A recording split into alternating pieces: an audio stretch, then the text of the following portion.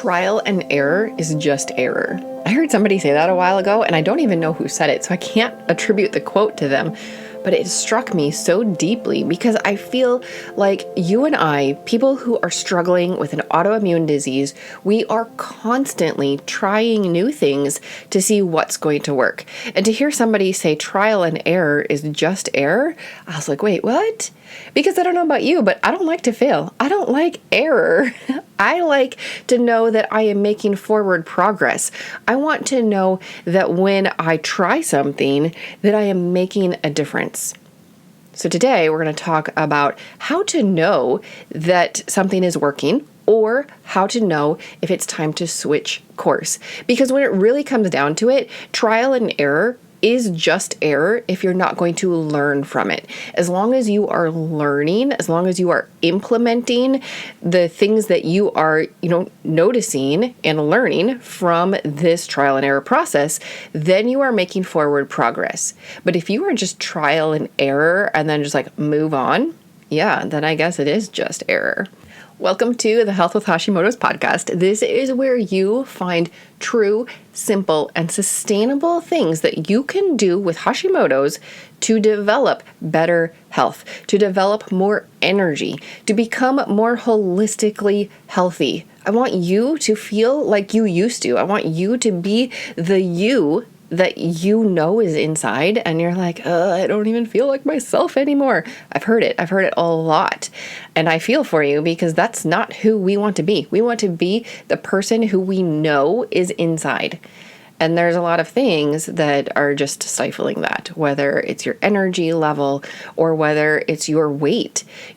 Weight is physical, of course, but it also impacts our confidence. It impacts how we present ourselves in the world. It impacts our mental health. When you don't feel good about the way that you look or the way that your clothes fit, that impacts a lot of stuff. I want you to feel holistically healthy, body, mind, and spirit. I want you to feel like you again. And that is what we're going to talk about on the podcast every week. And like I said, today we're talking about how to know if something is working. And this really comes up when I am doing a coaching session with somebody. Side note, if you have not scheduled your Hashimoto's health session for the month of June, do it now. Your time is running out for my birthday special. The birthday special, you've heard me talk about it before. You get a second coaching session for free when you have your first one in June of 2023. So scroll down on your phone to the show notes and click the button for schedule a coaching session. I would love to work with you. And when we're working together, we figure this out. I at least ask you, what is your goal and how will you know it is working?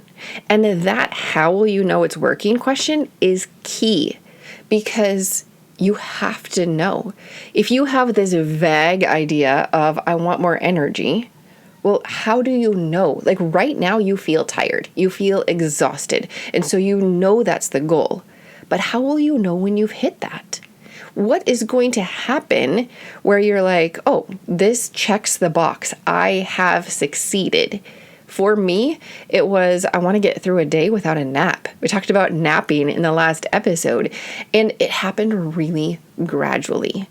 It was probably, I don't even know how long it was because it happened so gradually. All of a sudden, one day I was like, oh my goodness, I haven't needed a nap for a while. I went from exhausted in the morning with that looking forward to a nap keeping me going, that hope of a nap kept me going through the morning. And then the actual nap gave me enough energy to make it through until evening. I was so exhausted. And if you would have asked me, I'm like, well, of course, I want more energy. And if I'm going to measure that, I want to be able to get through the day without a nap. But then you have to go a step further because a lot of our improvement in our health is gradual. And we have to stop and analyze. We have to stop and do a quick evaluation and see how am I doing compared to how I was doing. And I find that a little assessment wheel is so simple for this. If you are my coaching client, you get the wheel so that you can fill it out before we talk, or we fill it out on our coaching call together because it gives you a really good idea of how are you doing as a whole, Holistic health is the goal. And I don't say holistic in like a woo-woo kind of way. I say it as body, mind, and spirit. So you have to know your goal. What do you want? You have to know how you are going to measure that. And then you need to know when you're going to measure. And then, of course, after you get your data, after you do your measurement, then you take a step forward. You use that data to make decisions and choices to move you forward in your health from then on. I am constantly evaluating if what I am doing is working, and I want you to be able to evaluate that as well. Because of course, as the CEO of your own health, you need to know what you're looking for and how to make decisions.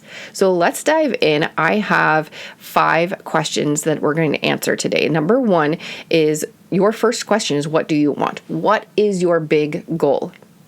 And you get to write that down, or you get to think about it. And then the second thing is, what contributes to that goal? For example, if weight loss is your goal, then what contributes to your weight gain or your trouble losing weight? The thing is, there are so many different components that go into your weight. You can listen to episode 21 where I talk all about metabolism. Obviously, metabolism is going to be part of your weight journey. But there are other things too. Did you know that if you eat during a stressful time, or if you are stressed out when you're eating, your body stores more of that meal as fat? It shuttles that energy into your fat storage system just based on your stress level while you're eating. So maybe for you, how you're going to lose weight is going to be to relax and to release your stress before every meal. Maybe for you, it's going to be to cut out processed foods, because processed foods increase your weight.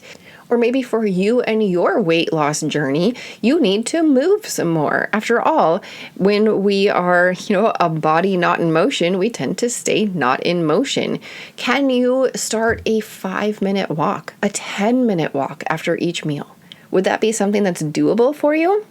Because using your muscles soon after you eat helps your body use the fuel that you just gave it in your meal. When you even exercise for 5 to 10 minutes, it could be vacuuming the house. It could be standing up on your toes, doing some, what do they call them? Calf raises? I'm not sure. Standing up on your toes over and over. You don't have to do a whole huge HIIT workout or something. You just have to use your muscles. And that is going to help your body to process that meal better, and it's going to impact your weight. So when you're looking at one goal of, weight loss, you want to know what contributes to it. And there are always different things in each component: body, mind, spirit, diet, environment. I went back to school for 2 years to learn that framework and how it applies to different things. I do not expect you to, just know it. It took me a long time to learn it. And that is one thing I hope to convey on this podcast, is to help you learn how to put this framework into your worldview, so that when you're thinking about, losing weight, you can automatically think, is there something I can do physically? Is there something I can do emotionally or mentally? Is there something I can do spiritually? There is. If you're like, no, I can't think of anything. Did you know that expressing gratitude before you eat a meal helps you eat more mindfully? It helps you to eat better food, to make better choices, and it helps you to stop eating when you're full. Does that work 100% of the time? No, but in the people that they studied when they were looking at expressing gratitude before meals, it impacted people's way of eating and impacted their weight.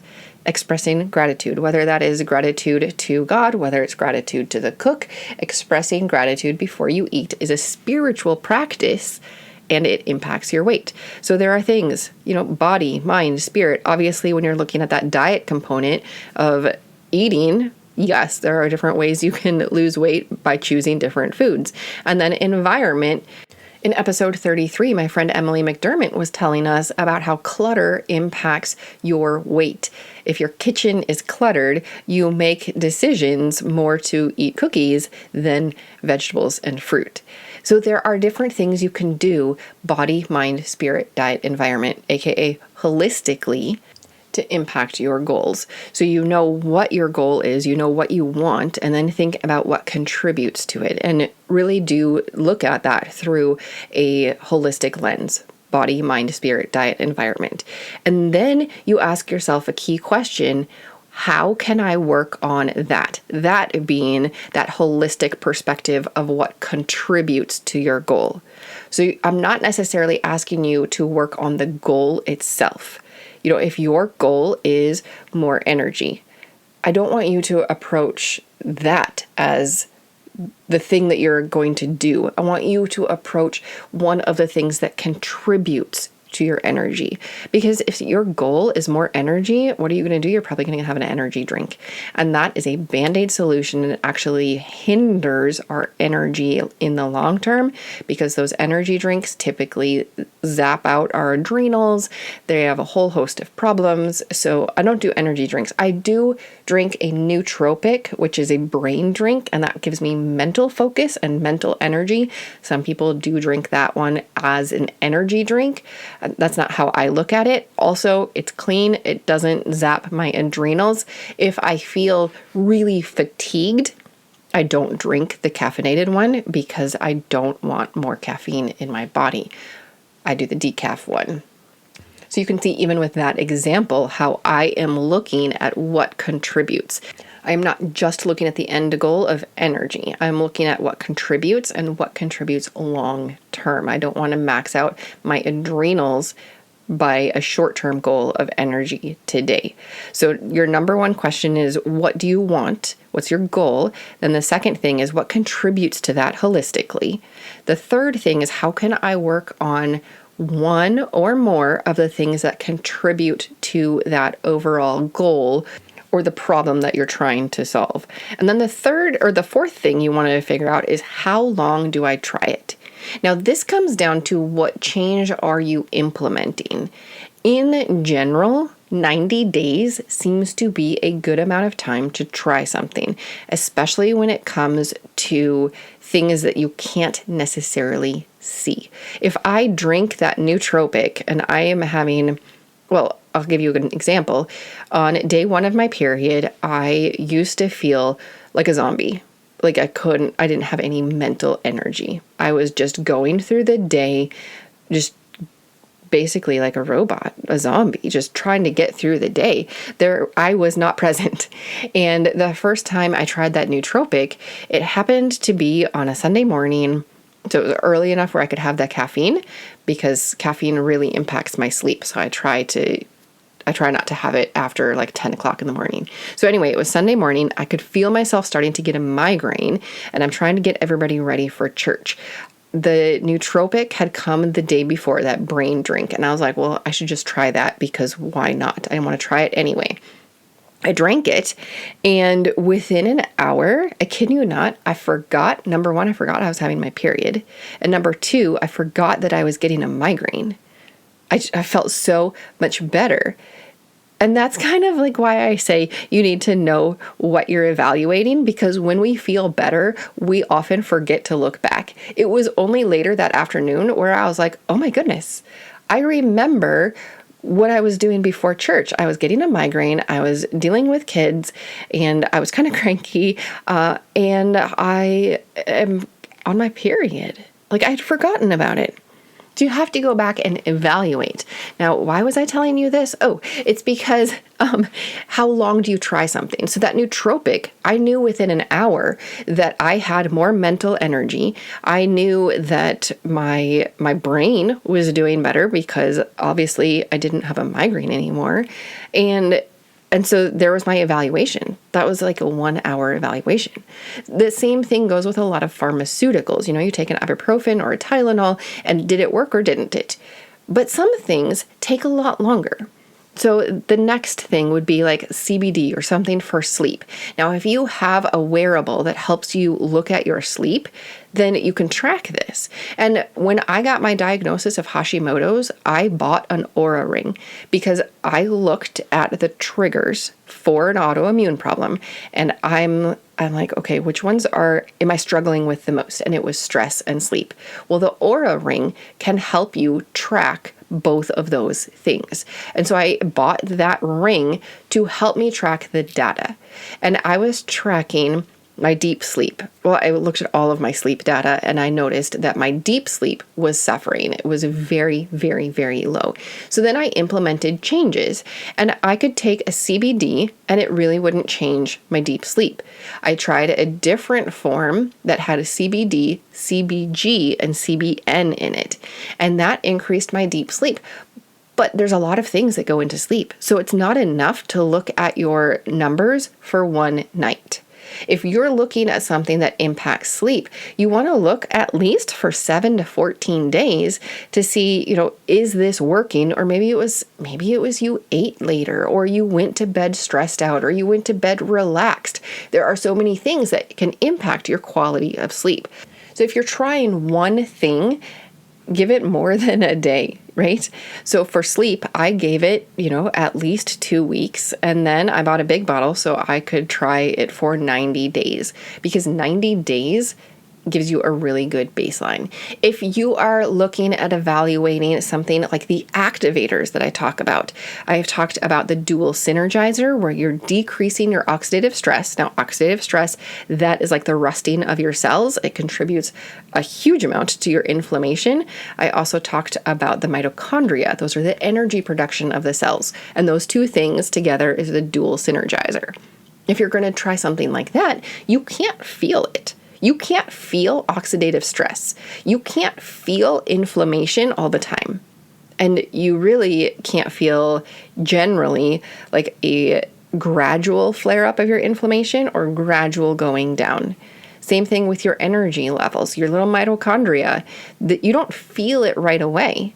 The same thing with vitamins and minerals. Your cells need building blocks to become healthy, but you're not going to feel a difference after one day.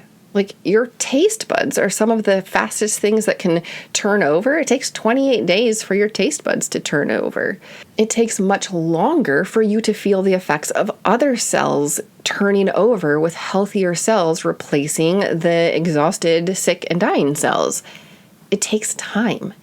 In fact, we typically hear, if you're looking to evaluate those activators or vitamins and minerals, you give it 1 month per decade of life. So if you're in your 40s, it's not just 90 days, you want to give it 4 months. If you're in your 60s, you would want to give it 6 months, because the damage has been happening for, every decade of life. And you want to give your body time to heal that. You have a full new body every 7 years. I'm not telling you to take 7 years to evaluate something. That would be a little long. But 1 month per decade of life is a really good rule of thumb if you're going with something that you can't necessarily feel. But what about vitamin D? You can test that with a lab. My nurse practitioner has asked me to test, every 3 months. She wants my vitamin D checked, and she wants to know my other thyroid labs. And you can listen to the episode I did about checking your own thyroid labs. That was episode 39, because she wants a full picture. She wants to know, are the things that we are working on, are they improving or are they not working? Because again, trial and error is just error unless you look at what's going on and then you implement changes based on what you did, what's working and what's not working. So when it comes to, things that we can measure in a lab work, my nurse practitioner has said about every 3 months or maybe every 6 months. So there are some things that you can evaluate, near instantly. I'm working on a module for my program. Pretty soon, I'm going to have a holistic Hashimoto's program for you to use. Side note, I need title ideas. If you have any title ideas, let me know. It needs to include the problem, which for most people with Hashimoto's, energy and weight are the top 2 problems. And also it needs to point to the solution. So if you have any good titles for me, I would love to know it, because if a title doesn't catch somebody's attention, they're not going to dig deeper to see what's in the program. Anyway, so in that program, I'm working on a module about breathing. And one of the things that you are going to do when you go through that program is you are going to evaluate how you feel when you're breathing, when you're stressed, and when you're relaxed, when you're thinking anxious thoughts. It's going to be a really fun module for you to learn about how body, mind, and spirit really, really are interconnected for you. Okay, so some things are, instant, like breathing and stress. Some things will take time, an hour, 2 hours, and then some things take longer. 2 weeks maybe for sleep, or 90 days for a lot of supplements, or maybe you're going to go longer and you're going to check your labs every 6 months based on what you and your provider decide together. But again, don't just do trial and error. Like, this didn't work, I'm going to move on. Always make sure that you are learning from what you tried, because that is the true way that we make forward progress. Trial and error is just error unless you are implementing what you have learned in your forward progress. I will see you next week on the Health with Hashimoto's podcast. Don't forget to head down and leave a rating or review, and also book your Hashimoto's health session so that you can get that free session 2 weeks after your first one. Again, that is for anybody who has their first session in June, and the second one will be automatically applied. You don't have to use any coupon code or anything. When you are in your first session, we will schedule your second one. I will see you in your Hashimoto's health session, or I'll see you back here next week. This podcast is for informational and educational purposes only. Please be sure to discuss any concerns and plans with your trusted healthcare professional.